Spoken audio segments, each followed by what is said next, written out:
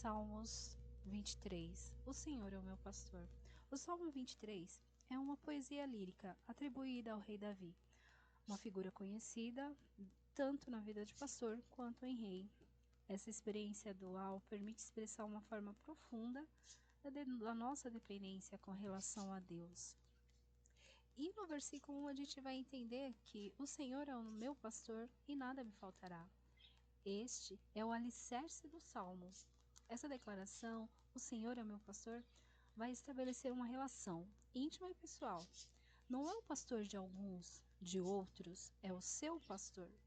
E qual é o papel do pastor? Na antiguidade, esse papel era primordial, ele era responsável por tudo na vida de uma ovelha animal, alimentação, proteção, direção, cura e provisão. E na vida espiritual, da mesma forma. É ele que guia o rebanho, as ovelhas, aos pastos verdes, tranquilos, literalmente. Ele tira daquele ambiente hostil, ambiente de perigo, ambiente de necessidade e leva aonde eles possam se alimentar, aquele rebanho possa se alimentar. Nada me faltará. É uma consequência direta da relação. Se ele é o teu pastor, se ele é o teu Senhor, onipotente e provedor, então a ovelha não vai sentir falta de nada. Nada que é essencial para a sua vida, para o seu bem-estar. Isso significa ausência. Isso não significa que você vai ter ausências de desafios, de incertezas, de dificuldades, mas terá certeza que as suas necessidades básicas, espirituais, elas serão supridas, porque o teu pastor irá suprir. Versículo 2 e 3. Em verdes pasto, ele te faz repousar. É sempre interessante quando ao lermos a palavra, trazermos para nós, né? Interpretá-la para si. Então, você vai ter uma compreensão melhor disso. Em verdes pasto, ele me faz repousar, ele te fará repousar. Em águas tranquilas, ele vai te guiar, ele vai restaurar a sua alma e vai te guiar por veredas de justiça, por amor do seu nome, por caminhos justos, por caminhos retos, por caminhos aplanados, né? Isso tudo representa tipo provisão, um descanso, um refrigério, né? As ovelhas, elas não são deixadas por si só, elas não cuidam de si sozinha. Você pode usar essa analogia tanto na analogia de ovelhas, animais, como no espiritual, nós como as ovelhas, né? É muito fácil de se entender, é muito fácil de se interpretar e ver que o cuidado desse pastor faz toda a diferença na vida da ovelha. E quando o pastor ele é displicente, ele não tem esse fio, ele não tem esse poder, esse caráter de cuidar daquela responsabilidade que a ele é dada, as ovelhas ficam desgarradas, ficam perdidas, elas vão pastorear, elas vão pastar em outros pastos, em outros campos. Mas aqui a gente está trazendo a luz da palavra, que é a palavra de Deus, né? E esse pastor Jesus, ele não nos deixa desgarrado, ele cuida, né? Ele procura sempre nos dar o melhor, e na sua paz nós temos paz, né? E isso é maravilhoso, porque a paz de Jesus nos traz a segurança e provê o nosso sustento, porque aí nós entendemos que o nosso sustento não é aquilo muitas vezes que nós queremos e desejamos, mas ele nos dá aquilo que é suficiente para sobrevivermos e para vivenciarmos aquela situação, aquela dificuldade. Isso fala da paz e da nutrição que vem de Deus, né? Essa paz e nutrição espiritual que Deus vai oferecer aos seus, né? Pastos verdes e águas tranquilas. Restaura minha alma. Esta alma, no sentido bíblico, ela engloba o seu interior, as suas emoções, a sua mente, a sua vontade. As lutas da vida podem esgotar e te ferir, né? Pessoas, palavras, situações, problemas, angústias, tudo isso. mas só Ele pode te restaurar. E Ele, como pastor, esse Deus de amor, Ele tem o poder de revigorar, de te curar, de te renovar. E esse nosso interior, Ele vai trazendo o equilíbrio. Ele coloca ali em equilíbrio. Às vezes dá vontade de espernear, bater perna, gritar. Mas é Deus que restaura a nossa alma. Guia-me pelas veredas da justiça, por amor do seu nome. O pastor, ele não vai guiar apenas para o conforto físico, né? Mas ele vai também guiar no moral, no espiritual. Na veredas da justiça são os caminhos corretos, caminhos que são éticos diante da palavra e diante do homem, né? Éticos no sentido total da palavra, o seu jeito de se comportar, o seu jeito de agir, de falar. E essa é a direção que esse pastor vai dar aqui ao Senhor e aos pastores mesmo, aquele que tem a responsabilidade de guiar o teu rebanho, né? E de uma certa forma, todos nós temos alguém para guiar, alguém para orientar. E essa responsabilidade cai sobre nós também, né? A gente tem o poder de influenciar os outros. Então, que a nossa influência seja uma influência válida, uma influência positiva, né? Então, esse guiar pelas veredas da justiça é isso. Os caminhos éticos dentro do quesito moral, né? Dentro do quesito terreno e dentro do quesito daquilo que é divino, daquilo que é espiritual. E Deus conduz, Ele vai nos conduzir nesse caminho, que honra o seu caráter e nos leva a ter uma vida íntegra, né? Não por nossos méritos, mas por aquilo que Ele é, por aquilo que Ele representa. No versículo 4 vai dizer: ainda que eu ande pelo vale da sombra da morte, não temerei. Não temerei mal nenhum, porque Ele está com você. Ele está comigo, Ele está conosco, né? E a tua vara, o teu cajado vai me consolar, vai te consolar, nos consolará. E esse vale da sombra da morte são momentos difíceis, perigosos, de dor, momentos de perdas, de doenças, crises, desânimo, profunda tristeza, né? E até mesmo a própria morte, aquele momento que todos nós iremos passar, seja pela perca de alguém, ou seja pela nossa passagem mesmo, né? Haverá um momento que iremos fazer a nossa passagem, mas Ele está conosco, Ele está ali, né? Ainda que eu passe por esse vale, eu não vou temer, porque Ele está ali, Ele está com você, Ele está comigo, Ele está conosco. E você não vai temer mal nenhum, porque essa segurança é uma promessa, né? Aqui você já leva para um lado profético que tudo isso é uma promessa, né? Nada mais é que confiança, paz, provisão divina, né? Salmos 23, ele representa isso, confiança, paz e provisão divina. E aí você entende que a presença desse pastor é a garantia da sua segurança.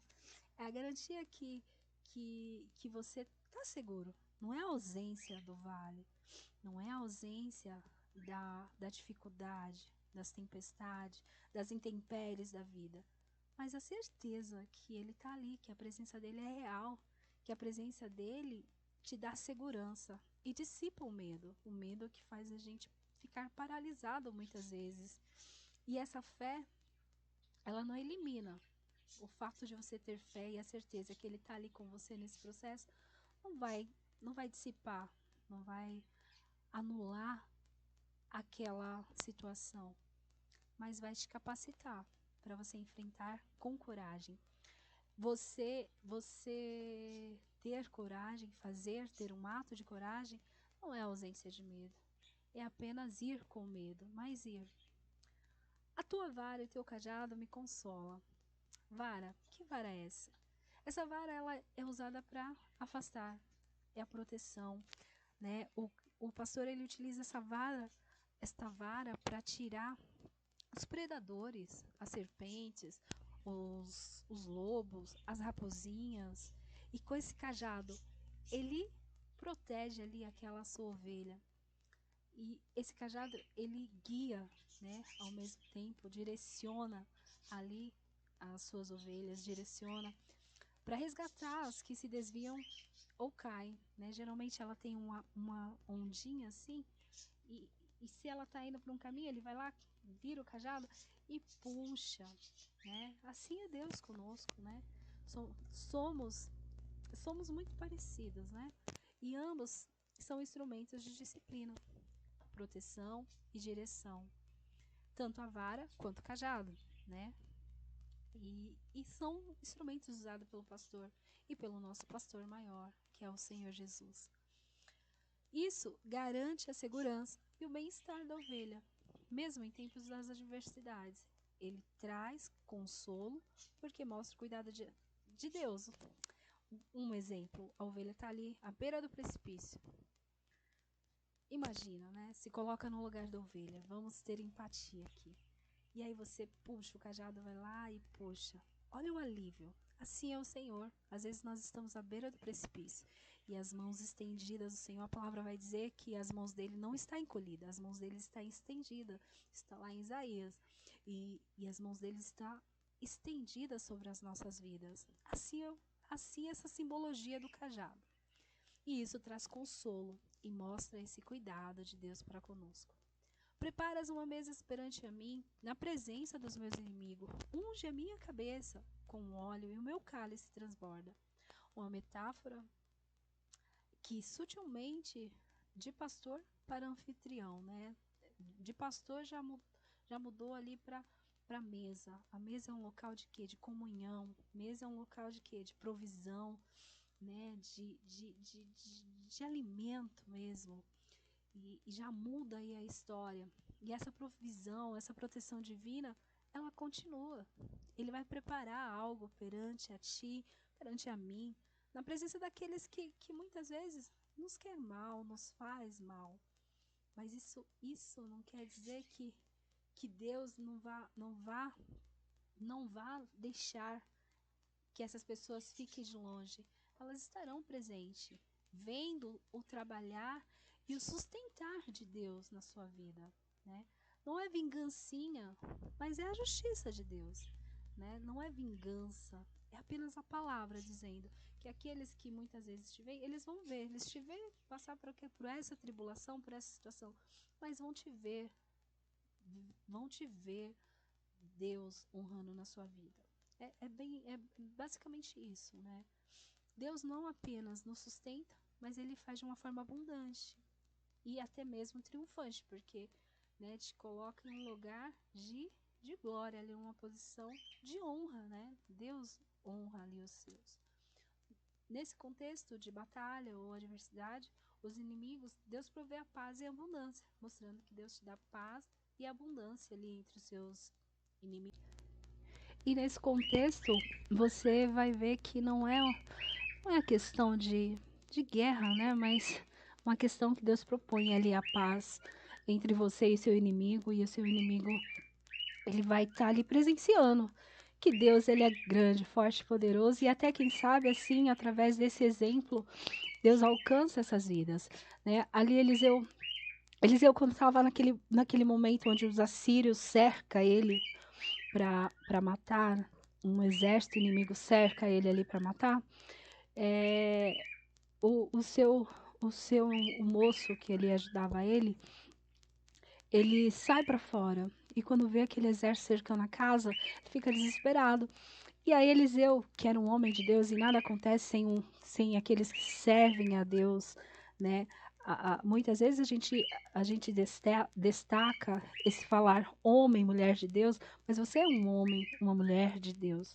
Isso é para todos que temem, todos que servem a Deus verdadeiramente, todos que tenham a Deus como base e excelência da sua vida, né? E ali ele fala, muitos são os que estão conosco, então não temas.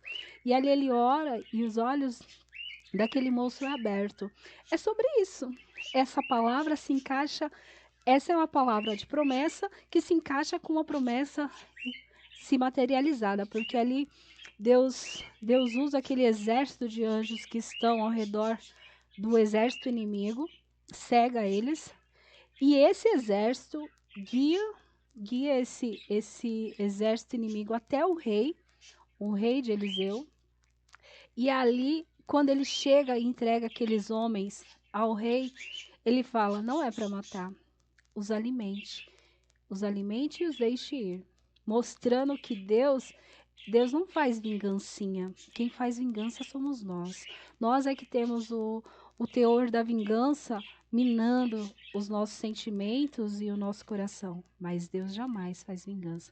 E isso é muito lindo, né? E aqui em Salmos 23 está dizendo isso. Ele prepara uma mesa perante a presença dos meus inimigos. Então você pode unir esse texto, né, de Eliseu e o exército inimigo e Salmos 23, que eles casam muito bem. Unges a minha cabeça com óleo, e a unção com óleo era um sinal de honra. Né? Você vai ver ali no Velho Testamento que o óleo é deitado quando iam se ungir um rei. Até mesmo no Novo Testamento, quando fala assim, estás doente, chama os presbíteros, chama os diáconos, unge, faça uma oração de fé, porque a oração do justo salvará, né, curará. Então, assim, é sobre a honra, sobre a importância do óleo sobre a nossa cabeça. Né? E esse óleo, ele traz o quê? Ele traz honra, ele é sinal de honra, ele é sinal de alegria, ele é sinal de purificação, ele é sinal de consagração. E será que nas nossas vidas não tem faltado esse óleo muitas vezes? Nós esquecemos e trazendo essa analogia, unges a minha cabeça com óleo, as 10 virgens, as 5 sábias, as prudentes e as nécias. Será que não temos sido nécias? Será que não temos deixado faltar o óleo da unção sobre as nossas vidas? Será que, como está o nosso estoque de azeite, o nosso estoque de alegria, de purificação, de consagração? E até em algumas culturas, essa junção, essa analogia do óleo, ela é dada como boas-vindas ao hóspede, né? Eles utilizam esse ato da unção, do ungir.